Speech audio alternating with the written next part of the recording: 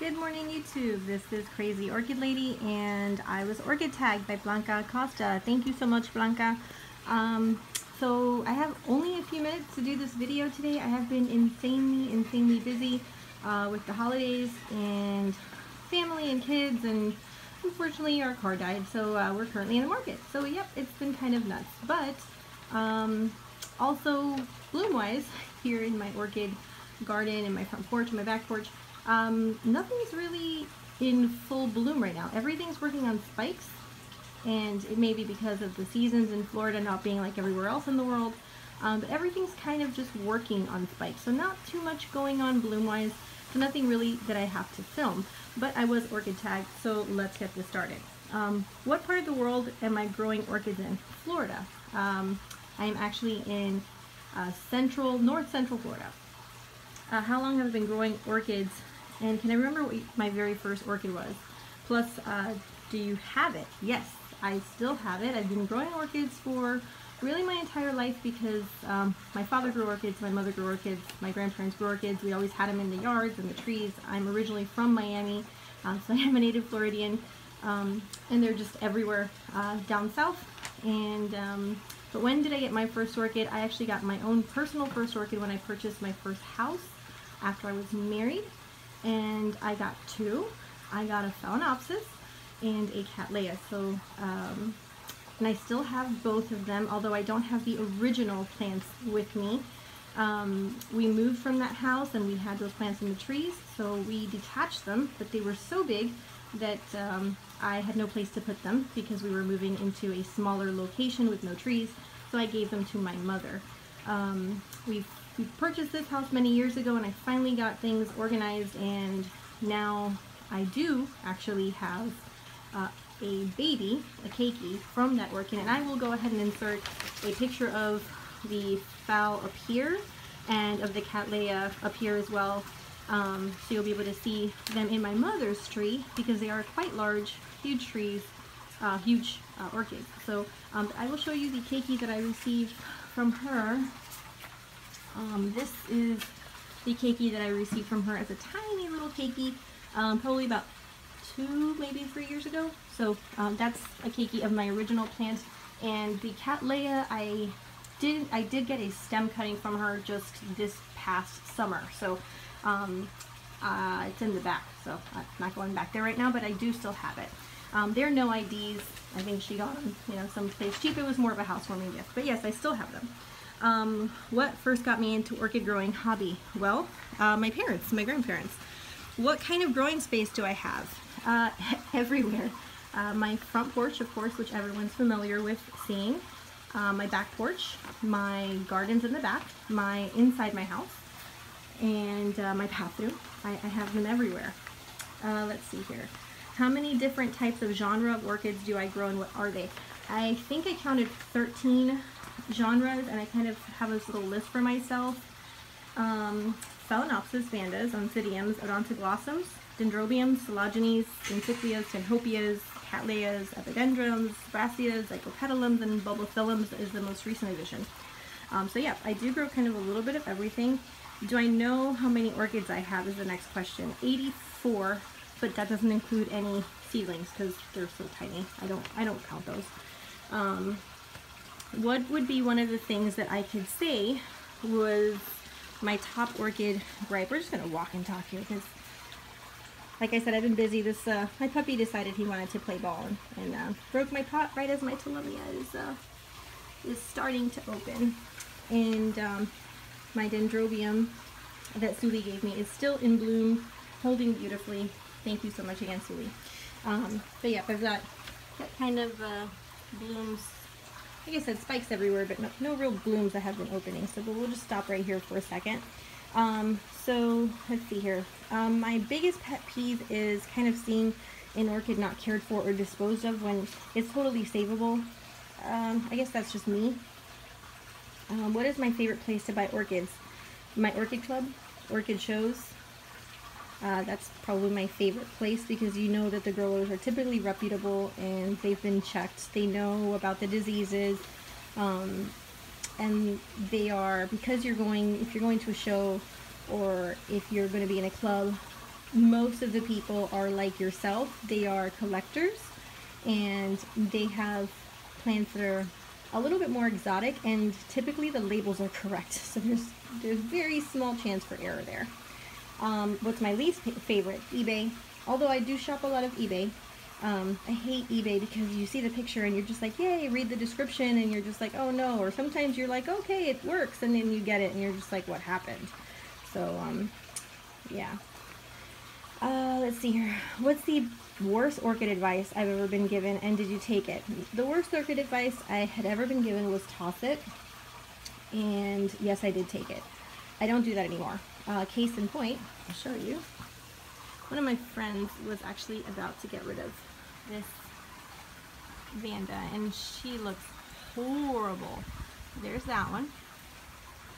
And this one I purchased from a gentleman on Craigslist that was selling it very cheap. And I will insert pictures again here, somewhere in here, of what these Vandas looked like when I got them.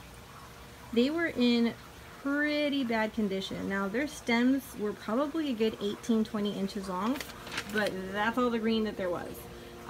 This one only had these basically 2 viable roots, and it's got a nub for a new root that's coming in there. And this one is so curved, it's ridiculous, and it only has these 2 roots and a small one up there. So I don't even know if that one's going to be viable, but I'm not going to toss it.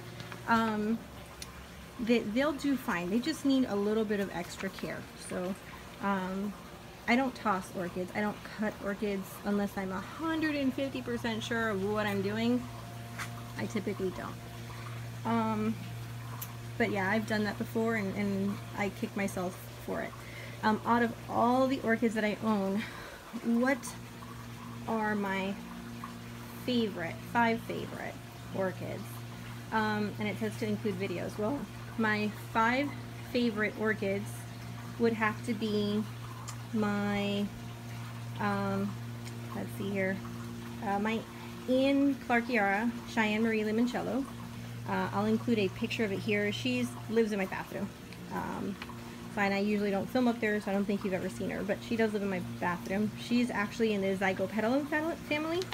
My second favorite orchid, actually, let's cut here and we'll go to that one.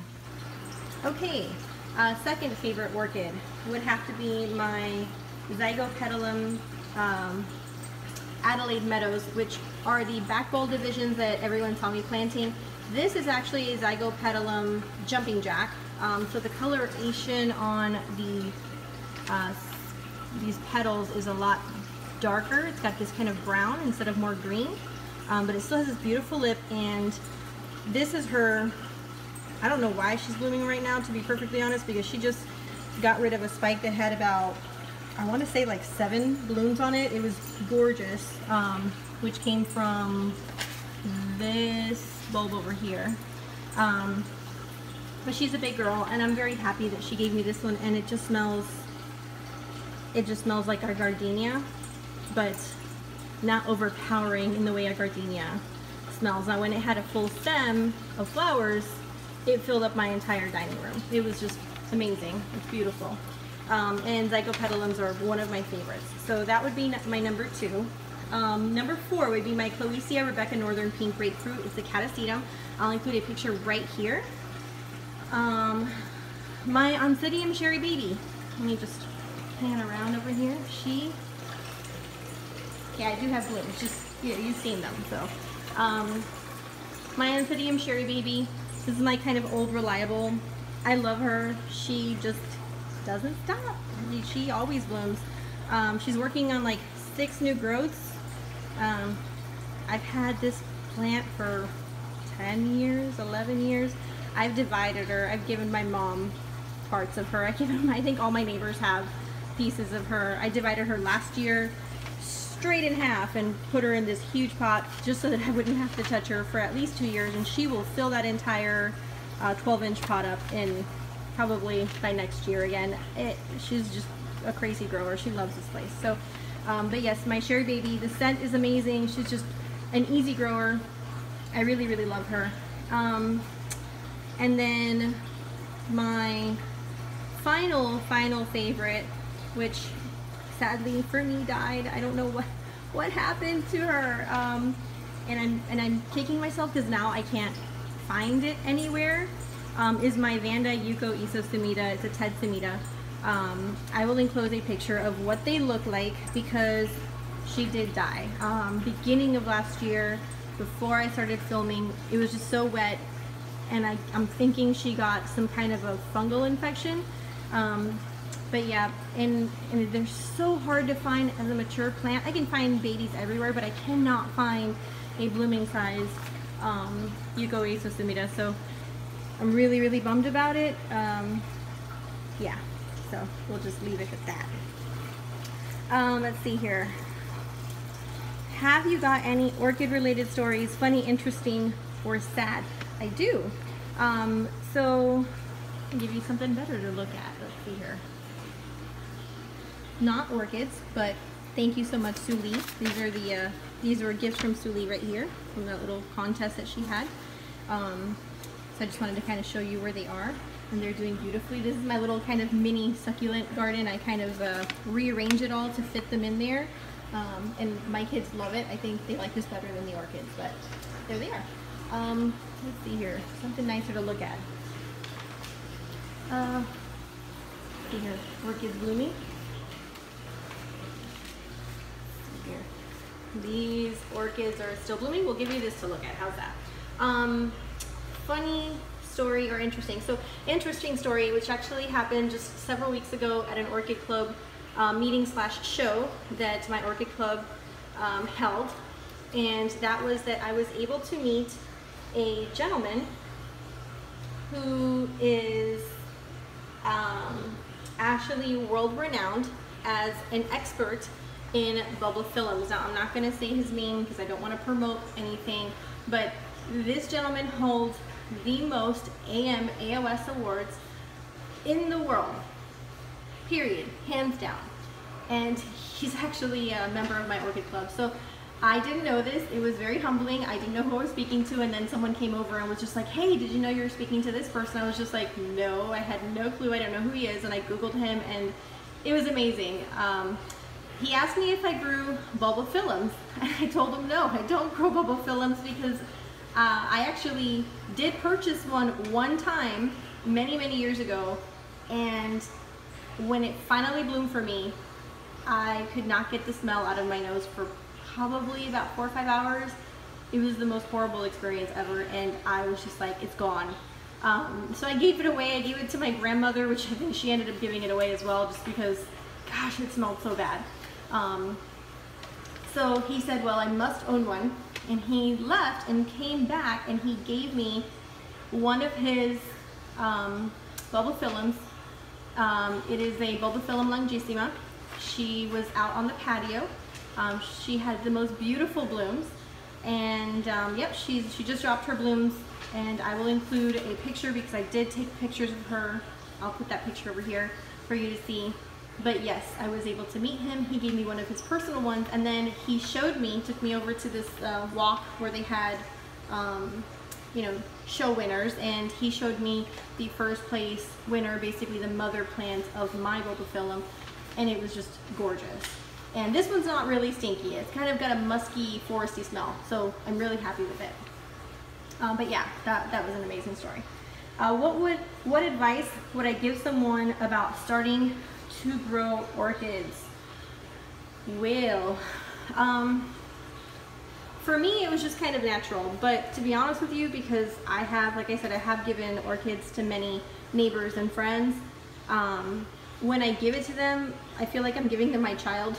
So I usually tell them, research the plant, Google it, research, do your homework on it. I mean, it's basically like a pet. That's kind of how I think about it.